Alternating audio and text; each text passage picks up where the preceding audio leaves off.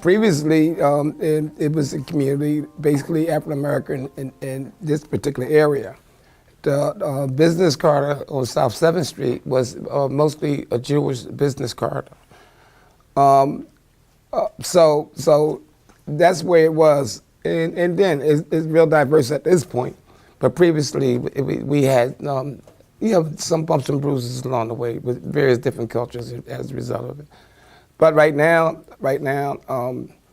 it's come along, like I said, it's come a long way. I mean, it's real diverse, and it's okay today. I went to Francis Scott Key School. I mean, I went from there. I went to Furness High School. I went to the same school you guys go to. When I was going to, that was junior high at that time. But when I was going to ready to go to high school, which I was going to go to about, I haven't went for one day. At that point, we had to fight again. We come from a time when this community, it was a lot of racism. There's a lot of racism. As you know, if you look at the communities where your school was at, is one race of people at there, which is pretty much Irish. Then you have the African American community. Then you have the Italian community. So pretty much back then, it was a time when we had to fight to go to school. It was race riots. I mean, riots when the Philadelphia Police Department, and it was almost already called the National Guards in here because of race riot problem. That's how bad it was. It's sad that you have to fight to learn. You know, it doesn't make sense. But it was a time where right there on A Street, we couldn't pass A Street without getting into some type of altercation. 25 years ago, I mean, by the grace of God, I made the choice to do something different. You know, I mean, to help save someone else. At that point, we came together with 5, 6, 7 different guys. We formed because I write tributes. I write poems. I've been writing poems since '72, and most of the poems that I was writing for was for funerals. And we decided that we saw enough death. We want to try to save the youth. So what we've done, we put together the 7th Street Youth Committee. Yeah, I mean, which took us to way beyond our measures. Yeah, I mean, to like way beyond. We've done, again, a multitude of things around the city. Everything that goes on in this community, the city agencies, we're well respected through every city agency, even the manager director's office, the district attorney's office, the manager, like I said, the police department, every agency, whatever it is, we're the ones that they reach out to, whatever it is. We just had a march last week in retrospect to a shooting down at the park at 6th and Wolf. That we had to resolve the matter. So we, again, and I'm also the president of the Civic Association for this particular community. Yeah, I mean, when we deal with the zoning issues and stuff like that. Even when he talked about the housing, yeah, I mean, if you see how strange it was when property taxes you pay $400 for property taxes. They did it for property assessments, and now it's $2,200, $2,300. People cannot afford that. Yeah, I mean, these people are on fixed income. So when they come, they build. There's something that they're going to sell for $300,000, $400,000, which is infeasible for somebody to live in. So in literal sense, we see that the demographics are changing. I mean, I see what's going on. Yeah, and soon enough, that the people that been living here for all their lives, and they put in a position now to where they can't afford it no longer. You know what I mean? And so what we do, we fight for the rights of the people. We fight for the rights of even for people to give you housing. You know what I mean? So the struggle continues. We struggle every day trying to make it better for this community. I mean, I want you to continue doing what you're doing, but I don't want you to drop the book and lose the lesson. I want you to step out on faith, step out there on something and go for the right thing. Yeah, I mean, I want to see you go to college. I want you to see you become something yourself. But I also like you to reach back and help lift somebody else up. You know what I mean? Like the same way you taking this platform to get where you did your next step. Yeah, to accomplish what you're trying to accomplish. You also, I don't care how far you go in life, but you always have to look back and really lift someone up. You know what I mean? then you'll find it in yourself to keep on going, to keep doing the right thing. Yep, I want you to graduate. I want you to go to college. I want you to become something yourself. You know what I mean? I want you to also to be able to show other people, even though that you transcended into this country. You know what I mean? Culturally, not, you know, probably some of you was born here, but traditionally, your parents or your grandparents and stuff like that you're worthy of being here, like everybody else. You know what I mean? But you have to be able to make something of yourself. And that's what we want you to do. That's what we fight for them to do every day. I don't have no children. You know what I mean? You know what I mean? But I fight for the whole community for children every day. Don't be afraid to step out of your comfort zone. There's other people in this community, y'all age, that y'all can benefit from, and vice versa. Don't be afraid to step out of your comfort zone. Sometimes you walk by, you know what I mean? See a group of people, speak to them, ask them a question if you want to. Because they say the only dumb question is a question that is not asked. So step out of your comfort zone, get involved in the community, not just where you from, because you're going to come to find out that this community extends further than where just you are at. And like he said earlier, once you step out of that comfort zone and get involved with other people in the community, you're going to find out that, guess what? Y'all are more alike than different. The only thing that separates you is your culture, which both of y'all can share with each other. Because if you plan on growing up in this community, you better find out how this community works, who lives in this community. You know what I mean? You're gonna have to learn these things. You're gonna have to figure out these things out. You have to learn these things if you want to grow in this community. You cannot grow in any community if you don't get involved. So get involved, and like he said, once you get involved and once you reach a point, wherever that point may be, reach back and help somebody else.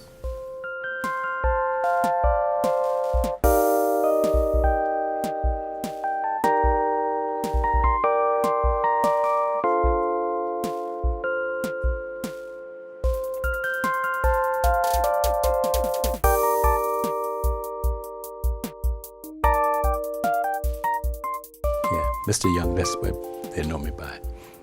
How long have you lived in this neighborhood? 52 years. What do you like best about the neighborhood? What do you like about this neighborhood? The neighborhood, I would say that, well, of course, would be the people and how the people certainly works together. They live closely together. And it's like a big united family. Do you feel safe in South Philly? Do I feel safe in South Philly? Well, I mean, if really you can't feel safe anywhere, but relatively speaking, relatively speaking, yes. Yeah, I feel very safe down here. How has the neighborhood changed since you moved here? Oh, wow. It's changed quite a bit. Well, there's new houses, new projects. There was a new program that took place to make the neighborhood better. And I've seen that change. And of course, I've seen the change too that many backgrounds of people have moved into the neighborhood for the last 52 years. And so it's changed to some degree, and it was good. First of all, I would like to see, number one, I would like to see a controlled over the drug traffic. That would be number one. Number two, I would like to see in this neighborhood more of a cleanup in keeping the community clean. And number three, I would just like to see perhaps more people getting involved in the community, coming out and pitching in and just giving a hand to help keep the neighborhood on the move and keep it going. I would love to see that. For my great-great-grandchildren, wisdom for them, well, I would say for my grandchildren, for them, I would say get all the education that they possibly can. All that they possibly can. Take advantage of all the opportunities that can produce them any kind of education, and that way they can support themselves. is your name? My name is Timothy Samuel. Like, where do you get your name? What does it mean? Samuel is my family name, and Timothy, my first name Timothy, was given by my grandfather, and it means the one who fears God. I am from Yangon, Burma. I lived in a small village called Tampingo. Something that I like to share. Before I came to United States, I was in Malaysia for 5 years, almost 5 years. So I still went to school in there, but in Malaysia was kind of safer than my country, I would say, but not really safe, because sometimes you hear stories like, you know, people just break into your house at night, knock the door, and then just start stabbing you with the knife.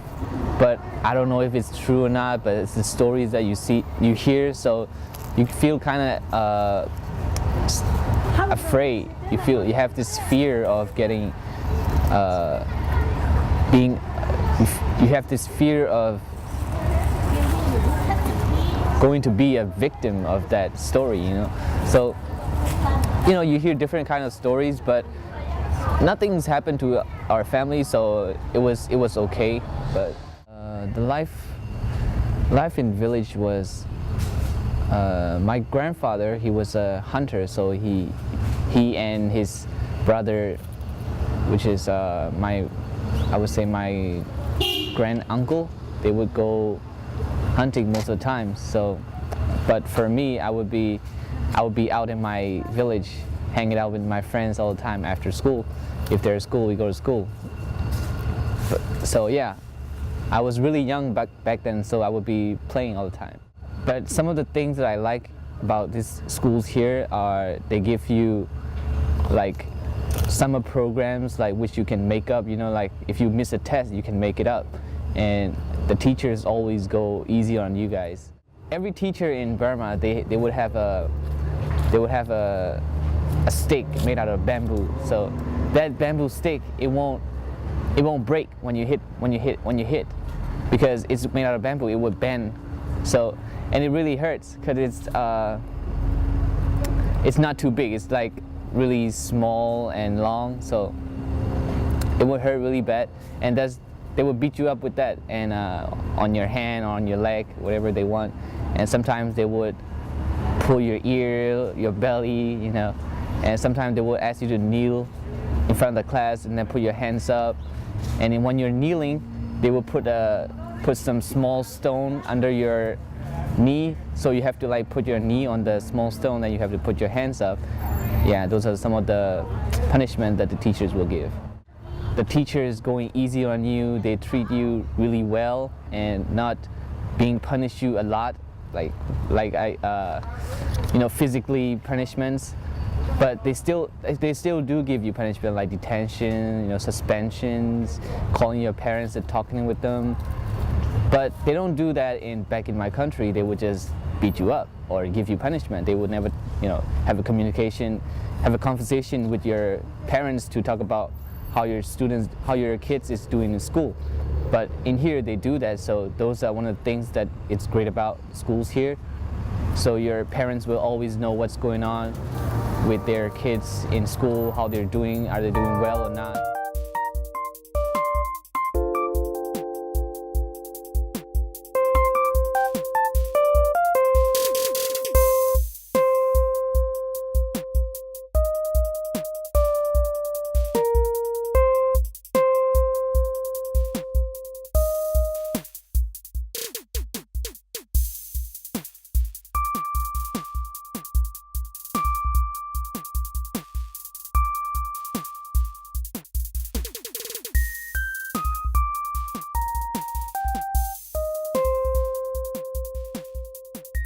Hi, my name is Tenten, and what is your name? My name is Mohamed Ra. Well, as you see now, we're in Methylene Square Park, which is in the neighborhood out of South Philly. Like, have you ever come here before? Mostly, but I don't really like the park since it's dirty, and yeah, it's just like, it doesn't really feel safe for me to come here and play with my friends. So I'd like to talk about something. There's one park near Abigail Vare. Do you know that school over there, like 5th and Morris? It's near that park, and that park before it used to be a lot dirtier than this park. So we came here to play, but now that park is a lot cleaner. Like they took care of it. The basketball court, there was a hill, like you can play. There's more green grasses, and then there was like carpet, like most of where. And then when you play near the swing are not dirty. They fixed that now, but here it's still the same. And I feel that people should fix it. Now there's a tracking over there. Now people really care about that park because it looked way better than before. Before I came here around 8 years ago, and then for the first 2 years it wasn't that great. And then I moved here, and then I see many. And when I went back there, it was like changes. Even though I didn't play, you can look at it. It's a really nice park. But here the same thing. So I don't bother even coming here in the summer to play because it's really dangerous. And the thing is that like before, like I don't really speak English and thing, so I have like a community house right over there, like one of the teachers who will teach us English and stuff. So like most of our like group, like the youth group, we will go there to like learn and like every Saturday and stuff. But we were scared to cross this Methylene Park because there was some bullying around here. So we have to walk around the park and think. We really want to come to this park like before, but it's like it wasn't safe for us. But now we feel that it's like more people come to the park, so we feel kind of safer. That's like it changed for me. So like nobody will even bother us now because like we are all grown up and also we know some of English. But before it was really, unsafe for us. We were beaten up before by the people in here, in this park.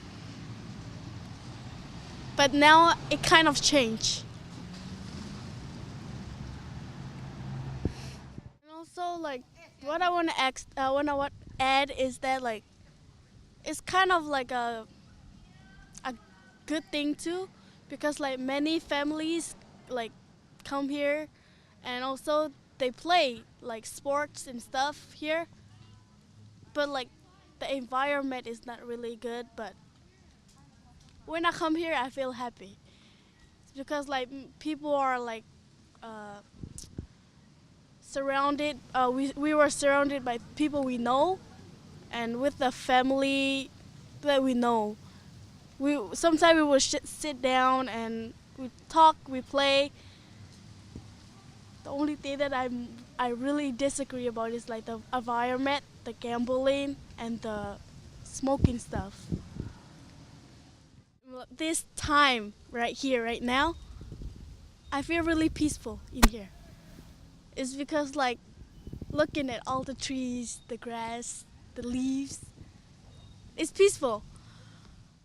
I was born in Thailand, but I'm not really Thailand.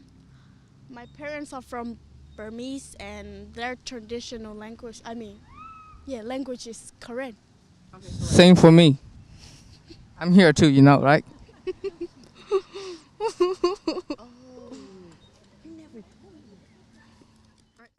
I left my country because for a better education.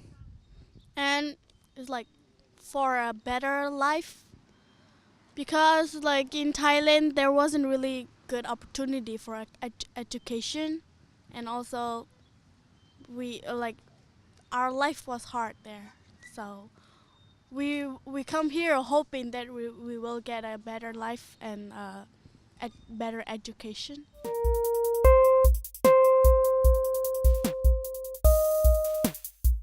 My first year in the USA was pretty rough because I'm refugee, so I don't know how to speak English that much as other people do here. So like my first experience in school was pretty rough. I get bullied, not because I don't know, because I'm Asian, I guess, and that like I don't know how to speak English well. And then they start mocking me and making fun of me. So it was pretty rough, but I get through it. yeah, that was my first year of my experience in the USA. Mine wasn't that bad as I thought it would be.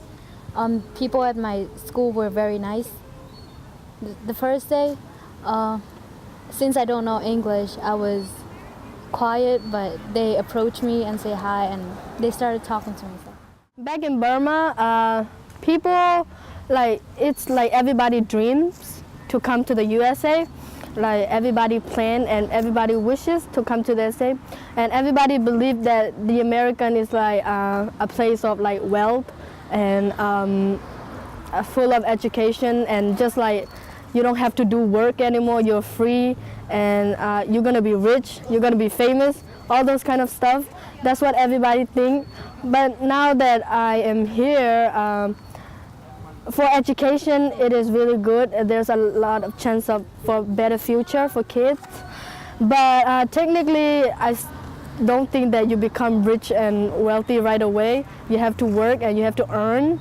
So that's what changed a little bit than what I heard before. Also, I remember what my grandma told me. She said that if you go to America, you will only eat vegetable, no meats. That's what she said. And she said, no. Actually, she said, my grandma told me that we will only eat meat if we come here. And in Burma, it's hard to get meats and stuff like that. Right. So they say that if you get to America, we should send them some meats and stuff like that, because it's hard to get them in Burma. And just like Jenny said, they also think it's really easy to earn money here, but it's actually not. One thing I like to do to change the neighborhood I'm in right now is that like people should be, as a community, should clean up a little more. I feel like there's so many trash, and like I feel like it's like a dirty place.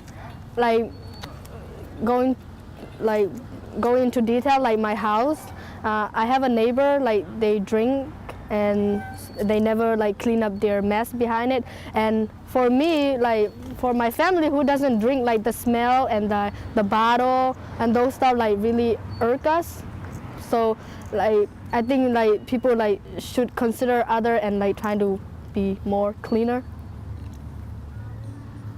Then, one thing I want to change about Philly, not only Philly but also everywhere, is racism. Yeah. People, how some people say black people are dangerous, and if there are a lot of black people around, you shouldn't stick around. But I feel like that should stop, because I don't know how to say it. And also that overall, those kind of people, like the race, is what make a community. So I agree with you too. That yeah.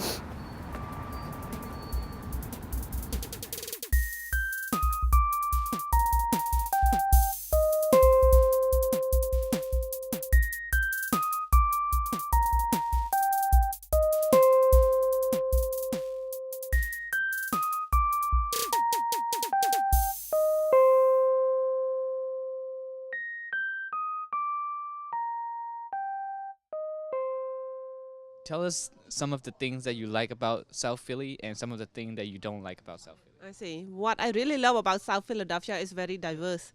You can find like Cambodian, Laotian, or Vietnamese, and now we have Burmese, Chin, and also Bhutanese and Nepali. So where else can you find this variety? What really bothers me is trash. That when we have so many trash out there, it's make our community look really, really bad and look fragile, and it's not presentable. We very special, you know that? We all very special, and this is like a precious area that like a hidden gem. They, a lot of people, they're very interested in like new refugee, immigrant and all that kind of stuff. And then we don't even know what we have. So we have to be proud of what we have and take pride of it. All my life, I grew up in a family this entrepreneur. So mean like we self-employed. My parents they make their own like business. Mean like we produce soy sauce. So and then like I have so many customers. I was 13. I already have my parents with like hundreds of customers already. So and then when I came to America, all I focus on is like I love education. I tried to go to school, taking some ESL class, continue to CCP and all that kind of stuff. But then I won't be able to keep up to get all the degree. But then I decided to just stick to the business. So my first business is in West Philadelphia, 46th and Market. I have the donut shop over there. And after that, I moved to the 13th in Oregon. I have another donut shop over there. So now I'm here, and I'm here with you all. Tell us something about yourself, like something that you wish you did it, but you actually didn't. Something that you regret in your life. I wish I can get the degree over here in this country. I wish I have better education level. And so I would like to advise all of you, nothing worse than have education. No matter what you have, what I do right now, if I can exchange to get a degree, I'm willing to get a degree. You know why? Because that is the gift that nobody can take it away from you. Very important, education.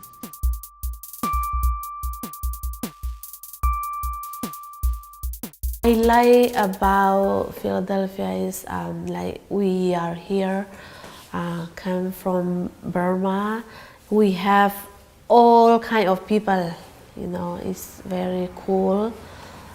We can see all culture. Yeah. Like I want to we look green. That means we have to pick up all the trash. That's one thing first I would like to change because it's look dirty right now. But I think we can change. I have I especially for the youth, for the young people, I would like to encourage you all. To involve in community. You cannot do by yourself, but if you do together, you can do a lot of things. You can change, you can do better. Because if you unite, it's strength. Your strength can change a lot of bad things. I just said that you can change community to look green and pick up all the trash. So I want you all to go to school, get education, and then involve in community. Give your time for community, and it's for your like our generation, you know. So that is very important. Don't waste your time, you know, watching TV and internet. Come to community and volunteer. Do a lot of volunteer. That will help you for your life. You will learn from that what you did for community, and then that will help you because I experienced in my life. I do a lot of volunteer, and then I get and then I learn from that, and then I get a good job, you know. So don't just stay and then stick together. You cannot do one person. We cannot do nothing, but if we do together, we can do, and then we are more stronger. For my great-grandchildren, if they were to see this, I would say that be who you are, you know, be proud of yourself, and you don't have to be all good and stuff to fit in a place. You can be who you are, and you can do what you can, and just be yourself. Don't look at other people, you know. To my great-grandchildren, you don't have to do what people do. If they do drugs and you know it's not the right choice, don't do it. Just follow your heart. That's it.